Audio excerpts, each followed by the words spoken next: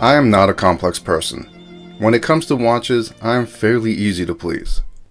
As long as a watch works and looks good enough, commensurate to a reasonably acceptable price tag, I am a happy camper.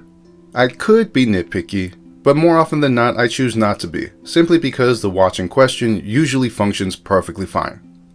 I only say this because it'll add some context to the video and why I feel the way that I do. For the Hanhart Preventor, all I want to say is, it's a masterpiece. I shouldn't even have one because I'm trying to not buy any more goddamn watches, but no thanks to this son of a bitch, I couldn't resist. Unfortunately, the damage is done, and my collection is even more impressive because of it. Masterpiece is an intense word. It has that dirty stench of clickbait lingering around it. I promise I'm not trying to oversell it just for the sake of views. That's what my Seikos are for. Nah dudes, this thing is pure, unadulterated wristwatch perfection, and I am dying on that hill. Keep in mind, I understand there's nothing overtly special here. It's just a simple watch with a simple design, and for the most part, what you see is what you get.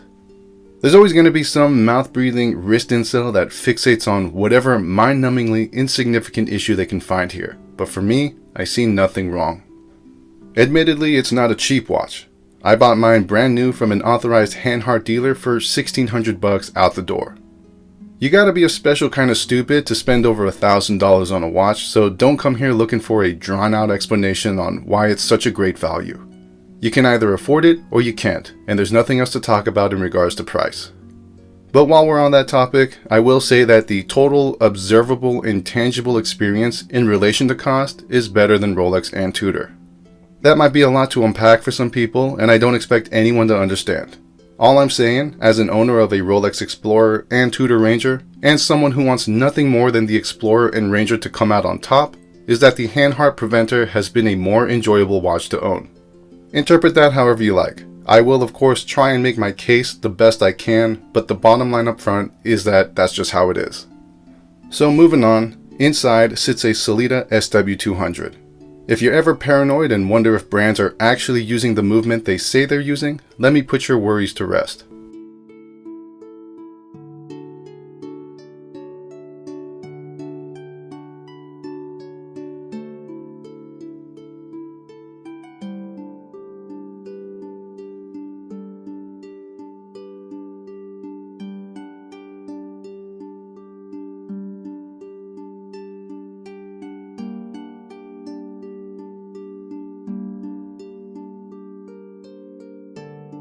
Nothing crazy going on in here, but rest assured there is in fact a SW200 inside.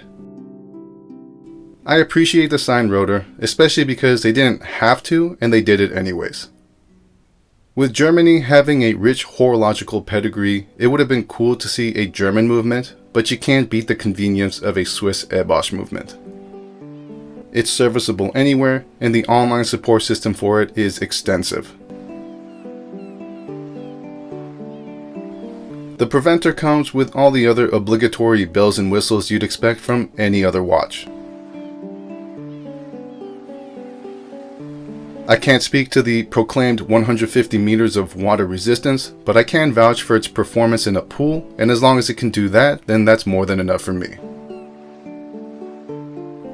The Super Luminova lume application is decent. It glows in the dark the way I need it to, no more, no less.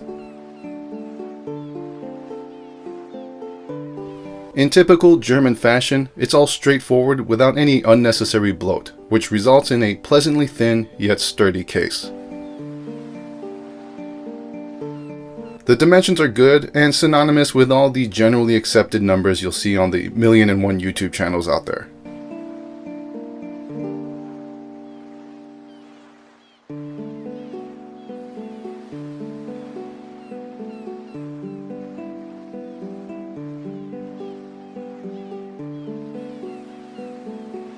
For reference, I've got around an 8-inch wrist, but this is going to be great for any size wrist, unless of course you know, you're a pussy. The lug width is great and make this watch, as the cool kids say, a strap monster. It looks phenomenal with all those military straps that just make you want to bite your lower lip.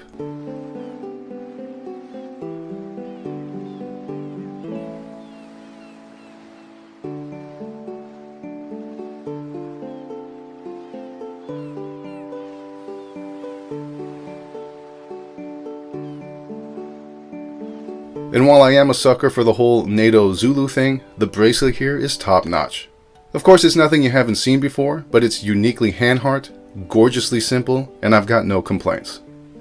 Yes, I get it. You want a toolless micro-adjustable clasp. Please submit your recommendations to my email and I'll make sure to send it to the super duper top office. Anyways, so the clasp doesn't have a toolless micro-adjust, but you know what it does have? Some super fucking high scratch resistance. At 1200 Vickers, it's on par with the scratch resistance you get from ceramic. That applies to the entirety of the watch. From the clasp, to the bracelet, to the case, it's around 6 times tougher than your typical steel watch. I'm not opposed to scratches, but I'd be lying to you if I said I preferred them. Some of you badass wrist Rambos out there are all about the scratches, but for me, if given the option, I'll pick a clean case every day of the week. So it goes without saying that I'm a big fan of this steel execution. An added benefit is it has this really clean luster around it all day long. So much so that the temptation to take pictures of it while I'm speeding down the highway is almost irresistible. Being a clumsy Neanderthal, I've already unintentionally smacked this thing against several hard objects with nary a mark to be seen. And don't even pretend to act like you don't get that initial butt pucker the second you hit your watch on something. The worry-free experience I get from this is something that other luxury Swiss brands simply cannot replicate. And while this is by no means a cheap watch, when compared to the prices of Swiss luxury titans, this is undoubtedly the better deal.